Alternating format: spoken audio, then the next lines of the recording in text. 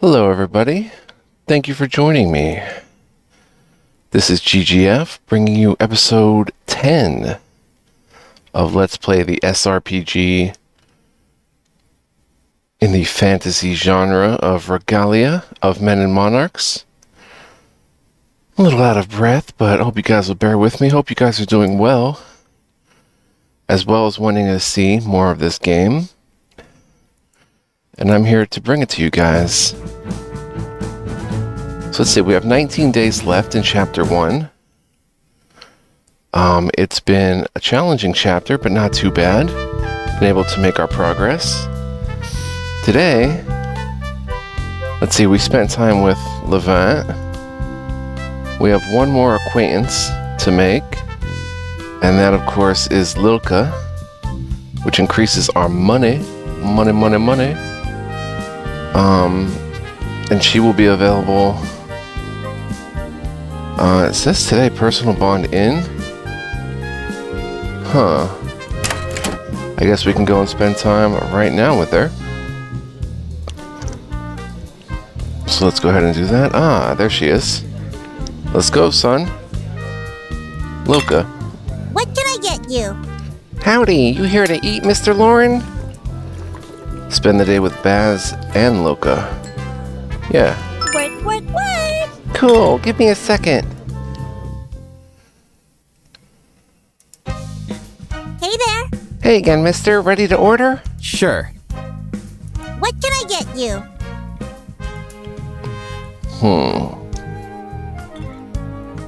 Give me today's special. Oh, just one up. Yes, sir. Great choice. One today's special coming right up.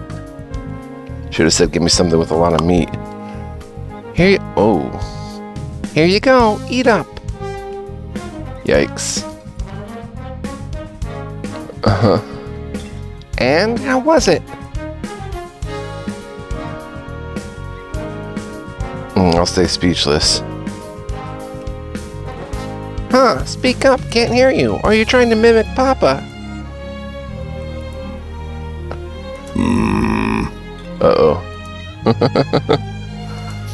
Anyhow, Dad had been wondering when you were going to drop for your first big meal, actually. Glad to see you finally decided to pay us a visit. Or, nice to get a customer who's not allergic to paying for their food.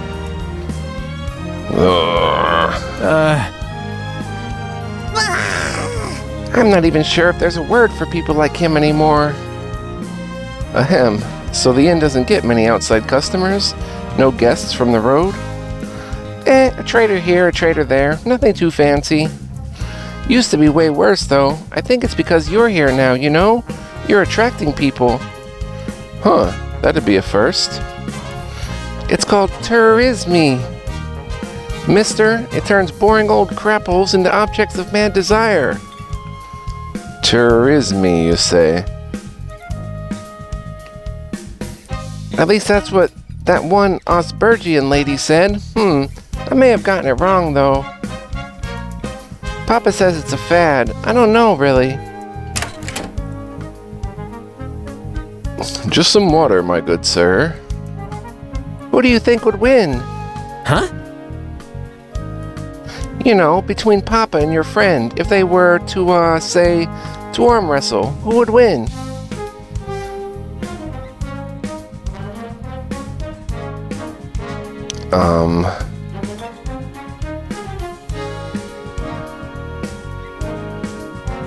Pez. I should have said, what about me? Whee! Yes! I once saw Papa walk through a brick wall unharmed. I bet he'd handle it. Okay. Walk through a brick wall? How does that even work? I don't know. He never elaborated. Alright, so we didn't do too good with her, but she is an acquaintance, and we're now getting 5% more dialect from all sources. Very nice. So that would do it for that Kingdom quest. Acquaintances with at least 8 people. So all we have to do is one more quest. We have 18 days to go. We could even go on another adventure. We could go fishing. We could kind of grind crafting, although I don't know why we would. Yeah. So, with this time left, maybe we should go on an adventure. There's plenty of adventures out there to be had, but some of them are quite scary. But we have Levant now. And of course, Alice. We could work on... Let's see. Do we have enough? I'm just curious. Do we have enough to build any of those buildings? Even if we could. Like the Pathfinder study won't even let me try.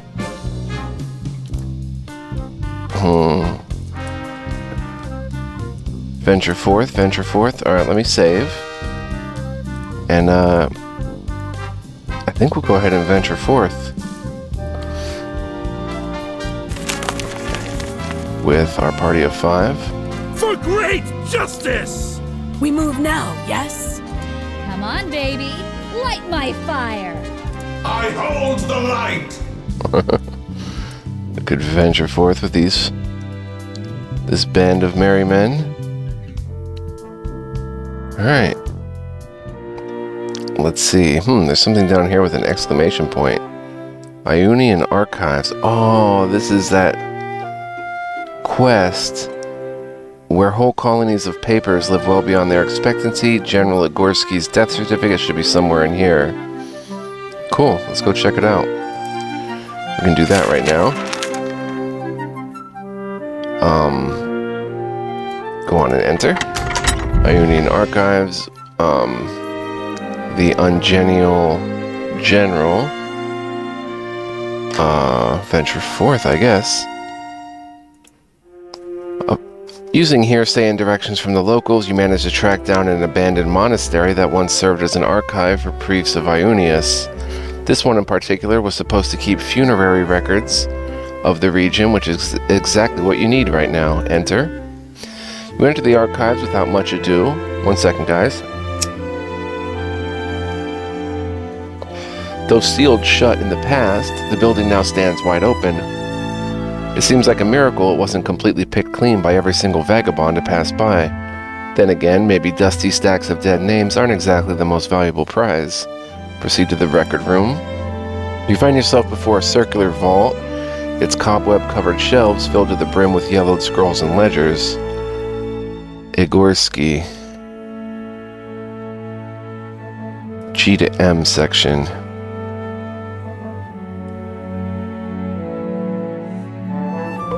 Oh, wait a minute.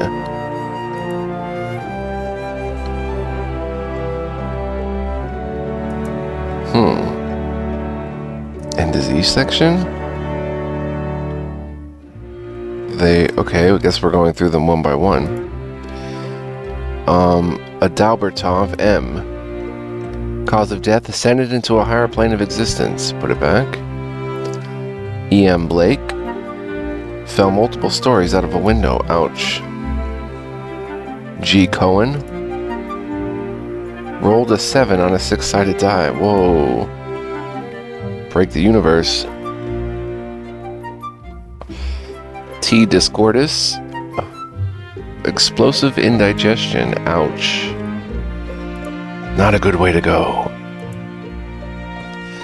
R. Ganling. Cause of death, got bored. That's a tough one. I. Kleinberg.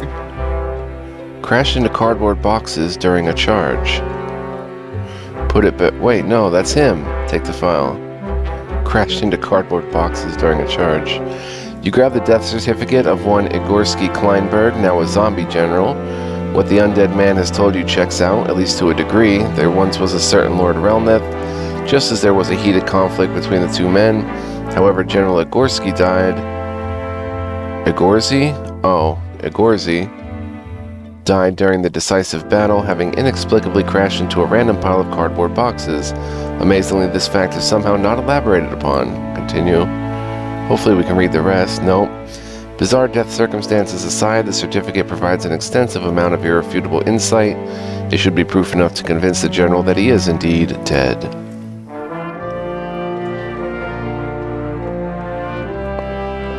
Okay, and I guess he was up here in the, General Agorzi's army. Still lying in wait, still so very dead. Another day to explore. Kind of cutting into our days a little bit. No worries though. Part 3. Venture forth. You return to the old battlefield only to find out that little has changed about the scene. Nearby you spot a familiar silhouette of the zombie general still mustering his decomposing forces with lofty speeches. You begin to wonder just how long exactly this has been going on. The general greets you with a scowl, one that was likely intended to be a smile, but his rotting face got in the way. "Oh, Captain, my Captain," he salutes confidently. "Good to see you in good health. I trust the preparations have been made. Is your unit ready to join the ambush?"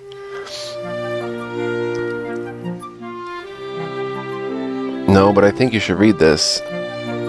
"What's this? A document of some sort, perhaps containing intelligence?" He tilts his head, almost prompting it to fall off. "Have you managed to procure vital information on our enemy, Captain?" "Just read this." His eyeballs, eye remnants, fixate on the certificate, greedily devouring its contents. With each sentence, you notice a steady descent of his jaw, now pried wide open by disbelief. "By golly, Captain, I'm dead." "But surely that can't be right. No, it's all here. This is me, my name, and there's a stamp. You can't discuss with a right proper stamp like that, now can you?" He sighs and looks at you. "Funny how it works, Captain. I guess you were right after all. This is a farce, not a battle."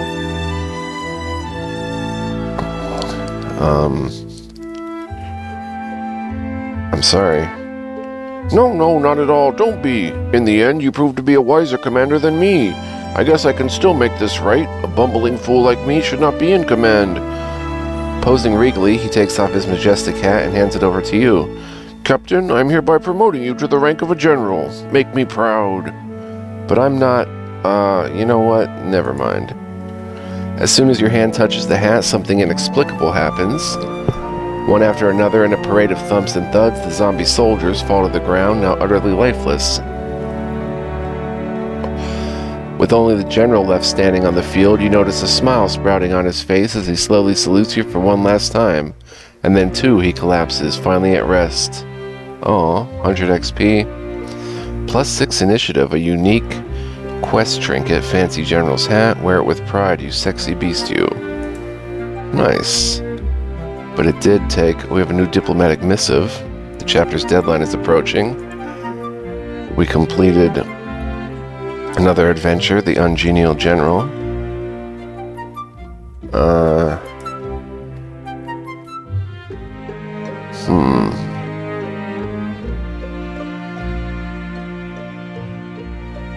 Let's see.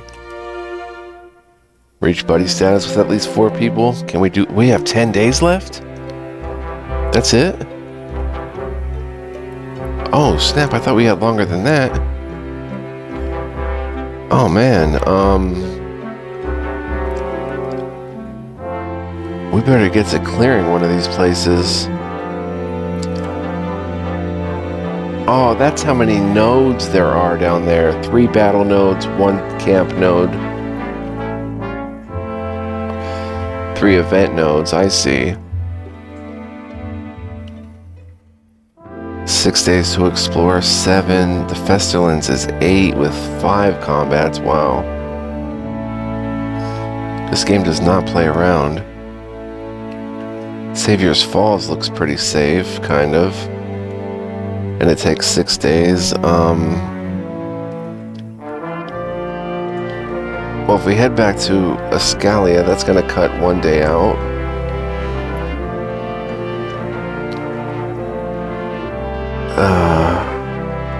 Can I save here? You know what? I'm going to go back to Regalia to save, and then head to Savior's Falls and complete that. Oh, meanwhile, something's happening. So what have we learned, Ellie? Although the debt has increased greatly over extended periods of time, under current evidence, the originator and largest contributor appears to have been Duke Woodrow Lauren. Huh.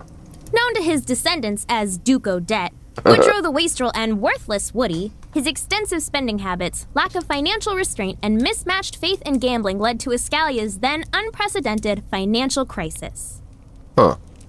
Atta girl. Everything seems to be pointing to that one sucker. The first of many a Lauren to make terrible life choices. We don't know that for sure. You said it yourself. The debt got only worse with time, right? Regretfully, that's all we have for now. Which means... Yep, more digging. Okay. As the experienced ex-head of House Lauren, the grandfather decides to aid Kay by focusing the young ruler's efforts. Oh. Okay, we're in Escalia. We could spend 4 more days fishing. Maybe even less if we buy some bait, and there's something happening at the pier anyway. We have 8 days, oh my gosh. You know what? I'm gonna go ahead and I'm gonna really be pushing myself. That's no joke. Like, we're gonna save here. I'm a save-aholic. Let's not overwrite that just in case. The easiest one to pull off right now is going to be, well, either, I don't know if we can make buddy status, because I'm not sure how that works exactly. Gunther, Haxoon, oh, I guess we could.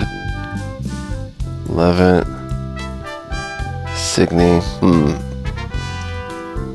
But the easiest one to do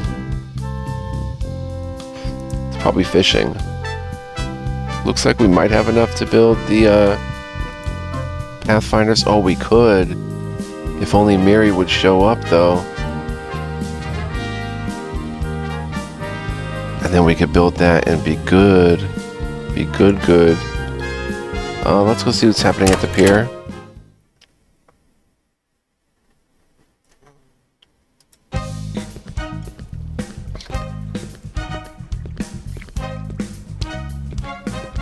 The duckling approaches me. Got a second, Signy? I have some stuff I'd like to run by you. Certainly. Huh? Is something wrong? Excuse me for a moment.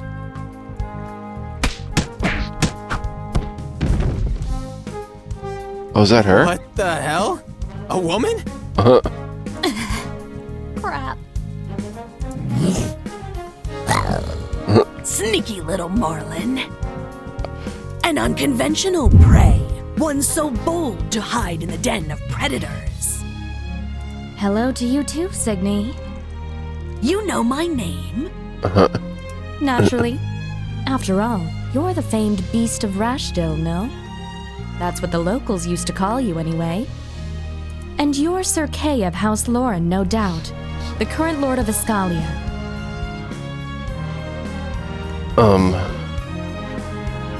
You sure know a lot. Who are you? My name is Miriam Arlethine, but please, Oh, call it me is Miri. I'm an adventurer and explorer, sometimes writer. Maybe you've heard of my work? No? Well, doesn't matter. Basically, I go where other people don't want to go, to see it with my own eyes and write about it. The world is too awesome to be afraid, if you ask me. True. Really? Is there a name for such a line of work? I don't know. I like to call myself a pathfinder. Nice. Right. Okay. It's all fine and well, but there's still something you have to explain first. You mean the whole hide-and-seek shenanigans? Yes, I'm sorry about that. See, I came to Rashdale upon hearing rumors of the fabled beast. Grandiose rumors, mind you. I thought to myself, why not see it with my own eyes? What if I managed to track it, study it, perhaps even reach an understanding? Wouldn't it make a fascinating discovery? Imagine my surprise when the beast turned out to be, well, you know. You and me both. True. Make no mistake, this was well worth the effort, even if it wasn't what I expected. We barely know anything about the Dead West or the Kelra, their lives, customs. 1 second, guys. Bear with me, please. Essentially, it became a perfect opportunity to delve a little bit deeper. Are you saying you've been stalking her? Well, Choose your next words wisely, Martin. anyway, it's a fascinating field of study, an untouched culture. Isn't that exciting? I guess. So, what do you think? Is that a yes? Huh? Well, given the wealth of opportunities here, I thought it was obvious. I'd like to move in. Oh, so you're looking to stay in Escalia? For a while, yeah. Even though her migration is not yet complete, a wandering bird would need a feeder, yes? Signy's right. If you want to stay, you can't just monkey around like that. You'll need a proper house. Now that I think about it, considering the original source, that's a pretty ironic observation. I won't need much. Just a roof and some extra space to keep the spoils. Though I suppose a warm bed wouldn't hurt. All right, I'll see what I can do. Nice. In the meantime, would you consider staying at the placeholder? It's our local inn. Sure thing, Chief. But no stalking. The prey will keep distance, yes? Oh, but of course, I'll be extra careful. You can be sure of that. Alright, so looks like we are finna complete the Kingdom Quests of Chapter 1. 1 second, guys, bear with me. And back. Okay, I have a new air filter in my room. Air purification machine, and I'm just trying to keep an eye on it and see what's going on with it. But alright. Now that that's out of the way, let's head to Castle Lauren. We've unlocked a new codex entry. New characters are added to town. There she is, Miri. Increases chances of finding an equipable item after each battle. That's awesome. Perk, Jack of all trades. Nice. Cost of 2. 2% damage, accuracy, and dodge. And Master of None, cost of 5. Double that. Finding a second equipable item after each battle, and equipable items found after each battle have increased chances of being uncommon and rare quality. Nice. Is she she's not a fighter though, right? No, not a fighter. But we can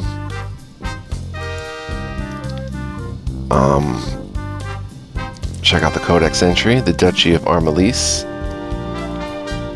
There was a loud knock at the door. Lifted from her paper-induced bureaucratic haze, Marcia stood up, gazing lazily at the slab of wood that separated her office from the outside world.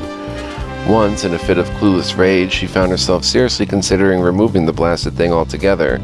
In her autumnal years, she had grown to resent that most basic of noises, rationalizing to herself that if the office doors almost never closed, then perhaps they were not needed in the first place.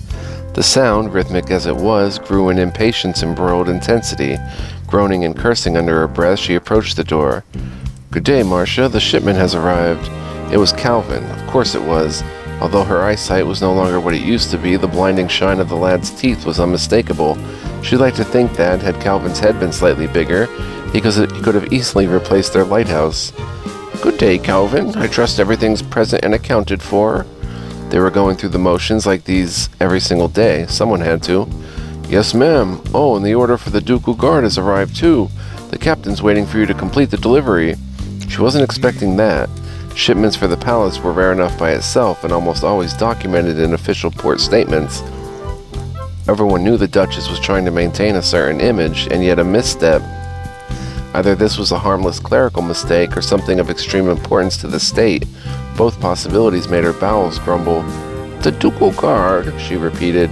"I see. I'll go meet the captain right away. Hold the office for a moment, will you?" Coursing through the sunlit dock, she passed numerous beautiful ships, lined up in orange light like a stunning diorama. The nimble sloops, the fair-profiled frigates, the luxuriant galleons, but her mind was elsewhere. 3 crown principles governed Armalisian trade: skill, service, seemliness. 3 keywords that the citizens had their skulls drilled with constantly, and yet it was working somehow. To think all of that was about to be thrown away for one measly shipment. The plot thickened. From Scurvy, a best-selling thriller novel by S.H. Locke. And that is the Duchy of Armalise. Let's go ahead and check out Miri. Marianne Arlethine is a critically acclaimed writer, adventurer, explorer, zoologist, writer, and crocheter. Writer, adventurer, explorer, zoologist, writer, and crocheter. Born in Chilene, but raised in Calendaria, Armalise, she has scoured the world's most obscure nooks and crannies and lived to tell the tale. Awarded by the Writers Guild of Armalise for her Miri's memoirs, she remains ever vigilant in her search for new mysteries to solve. Her favorite color is blue, and she always enjoys a good pancake. From the About the Author section of Miri's memoirs, Tome 4. Church of the Sacred Fire, we should know what that is about. No gods. They acknowledge the general human creation myth, but they do not worship primordials. Instead, they venerate the sacred fire, the divine power of creation that is embodied by the sun. Not going to touch the implications, headache from overthinking. Real power behind the Lord Amarian throne? Yes, definitely. The king is chosen from random newborns after careful investigation by the Council of Elders. Touched by the fire, something something. Council of Elders, composed of most influential revelators, advisors to the king, giddy old men who cackle like madmen, true rulers of Lordamar, avoid like a plague, revelators, spiritual and factual leaders, they interpret the will of the sacred fire, political and administrative branch of the church, ruthlessly ambitious, avoid like a plague, knights, crusaders, militant branch of the church, also Lordamar's elite army, form knightly orders, which are belligerent and numerous, come in 3 flavors, fanatical, psychotic, scheming, vie for power with the council, but mostly it's just flexing muscles, like to burn things, avoid like a plague.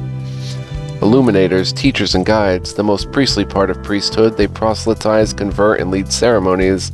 Intellectuals, zealots, sometimes both, avoid like a plague. The Mystere, agents, they visit you in your sleep and stab you with pointy objects, double as state security. Everyone fears them, and so should you, avoid like a plague. Scary bunch overall. Remember not to tell jokes. They hate jokes, and people, and everything, possibly. Empirical study required. One of the 379 stimulating notes from my imaginary friend is discovered on a napkin in the kitchen of Yusuf al-Zasid. Interesting. Church of the Sacred Fire is the power, supposedly, behind the Lord Amarian throne. Alright, then we have Onyxion, sometimes called the Old Onyxion or the Imperial Onyxion. Onyxion is said to be the first true human empire to emerge after the long winter.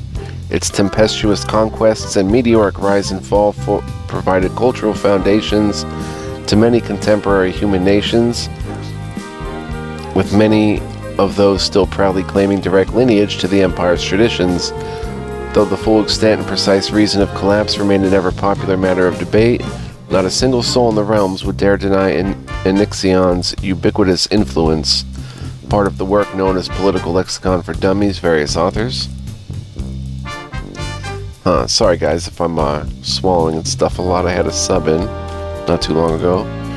I need a drink actually. Okay, so new diplomatic missive. Before we go, well, let's check the missive. Let's save, actually, again. I am a saveaholic.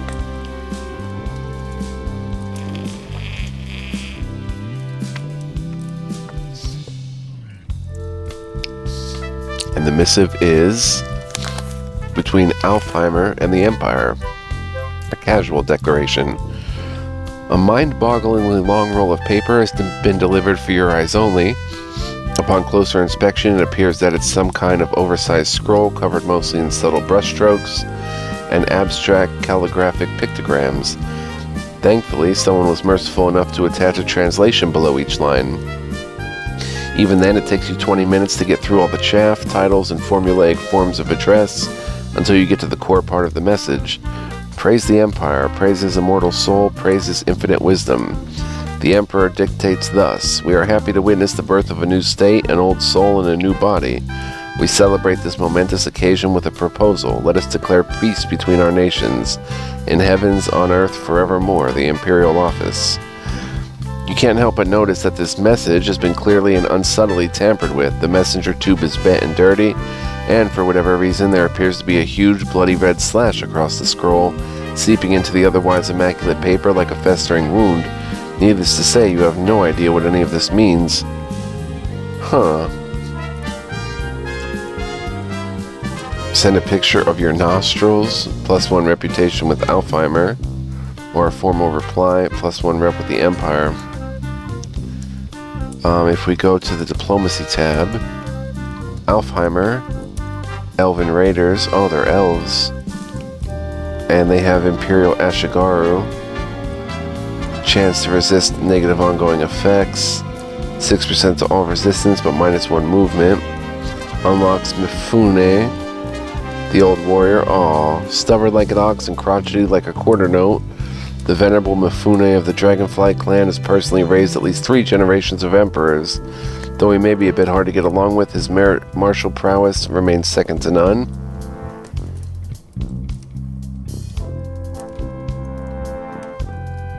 And Valen, the rebel prince, the pirate king of Merriware himself, captaining the ship known as the Askyros.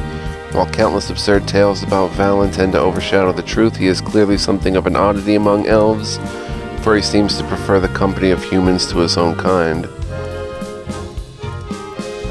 Huh.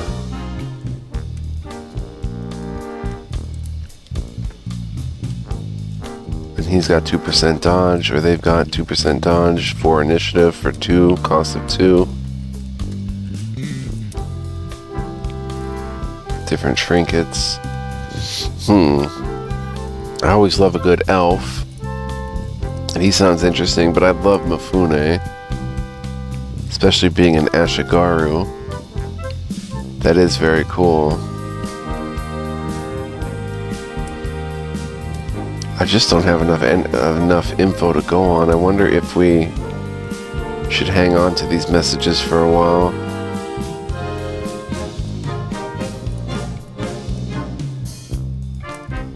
And now I'm realizing this is like the atheist / no gods versus the godly ones, although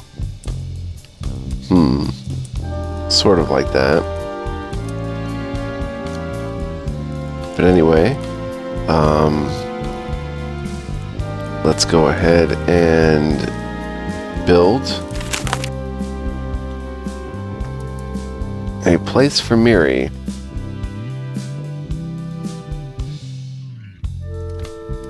Pathfinder Study. Increases your odds of finding rare treasure after battle. 6 gemstones out of 7. 400 dialect.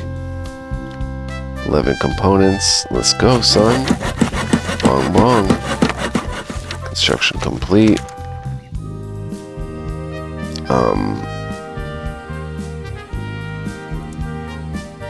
You cannot upgrade this building further. What? Oh, back to castle. Okay, 6 days left. We have 5 quests completed. 1, 2, 3, 4, 5. Nice. It has a check mark by it. You currently have 5 completed. We could even complete a 6 by going fishing, probably. We're reaching level 5.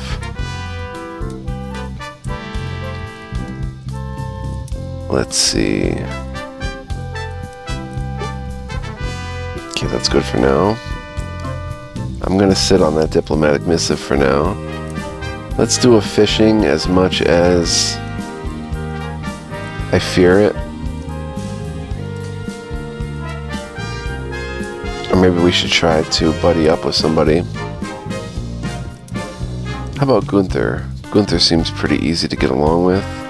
But then there's Alice. How about Alice? Hey there. Wanna grab a pint?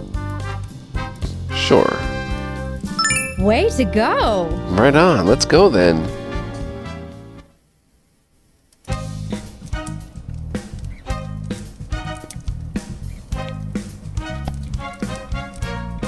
You decided to spend the day with Alice?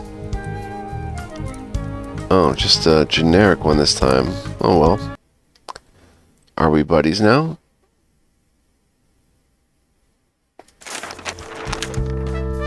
We are not. That did what? Absolutely nothing? I was ready to level up, so now we have to spend time with him again to level up the bond. Huh. We could hang out with Miri. We could visit the Pathfinder study. Well, where is she? She, is nowhere to be found right now.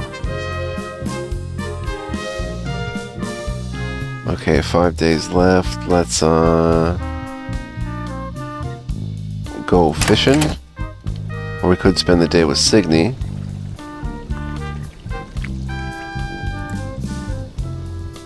While she's here, why not? Speak, and I shall listen.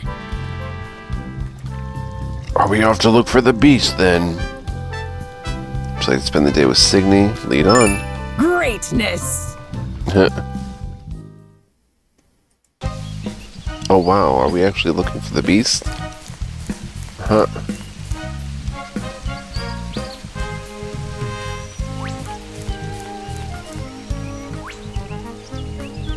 Decided to spend the day with Signy. What has happened to the young master?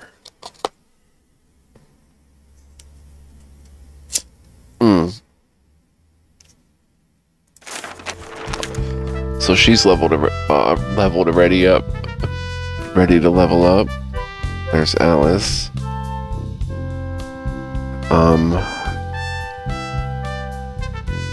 This is pretty fascinating stuff, though. I'm really digging it. It's going to unlock blazing... Ooh, 2 more morphs. No, a morph and a perk. 15% fire resist and blazing barrier now lasts for an additional turn.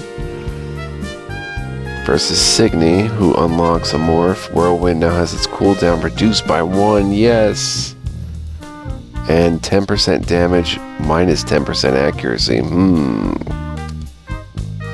Interesting. Do we have anything in the inventory? Ah, we have the Fancy General's hat. Shall we equip that on somebody? I guess instead of the pouch of salt, 6 initiative. I already have 32 initiative. I could give it to Levant, so he's not too crazily slow. And he's a fancy general in his own right. We'll give it to him. 26 initiative.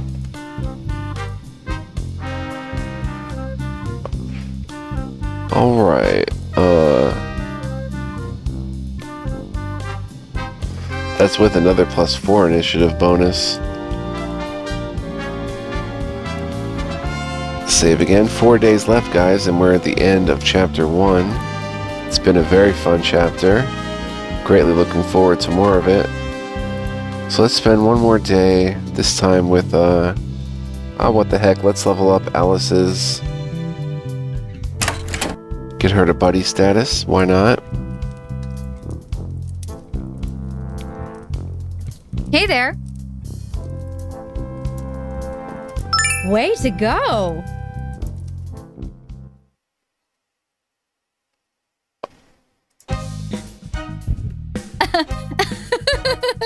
And then I blew his butt into the stratosphere. Right. Good old gratuitous violence. Is there anything I can't solve? I'm an ordinary girl burning down the house. You think I'm some sort of psycho? Believe me, as much as I'd love to play that card straight, it doesn't happen all that often. Kindlings have enough public image problems as it is. You don't seem to have that problem, though. Or rather, you trust me enough to hold this talk without a sword by my throat. I appreciate that. Too bad most people can't stop beating their pants fast enough to get a grip. That bad, huh? Yep, the world just can't give me a break. I guess the roundabout point I'm trying to make here is that I'm grateful. Running away constantly tends to gnaw on your soul, no matter who you are or what you do. To be able to grab a pint and relax for once. Thanks, sweetheart.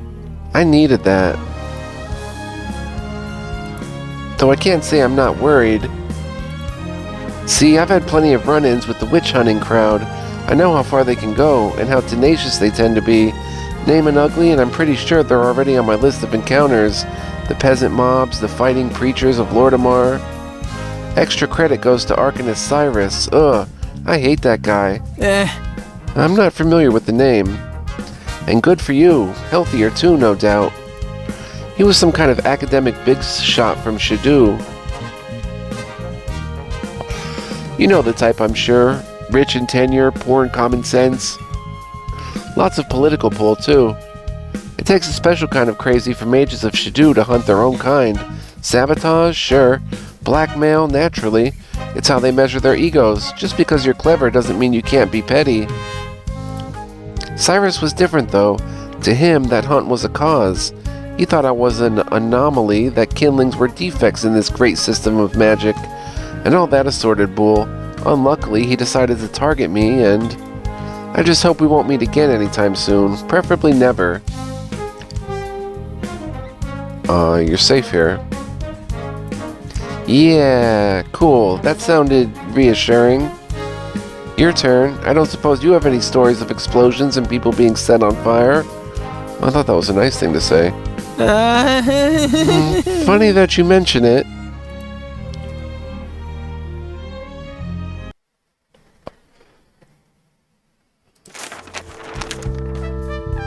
Unlocked a new codex entry. Personal bond has grown stronger, so we do get the new perk. I don't know if I want to keep Blazing Barrier for an extra turn. Could be worth it. Let's see, Alice.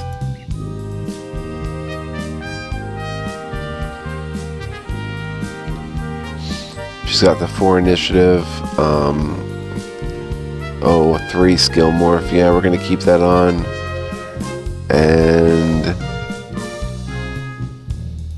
yeah, that looks about right. Alright. So I'm going to save here, guys, and say thank you for joining me. I do hope you enjoyed, and I hope you're digging the Let's Try thus far. Feel free to stick around, more is to come. We're going to finish Chapter 1 next time, guys, and go from there, so should be a lot of fun. Hope you continue tuning in. Hit that like button, please. It really helps my channel. Subscribe if you'd like. Leave me a comment. Let me know what you think. Be well, live well, stay well. Much love, peace, and joy to all of you. And yeah, guys, be well, and I'll see you in the next one. Much more to come from Regalia. Cool game. Alright, see you guys then. Bye-bye.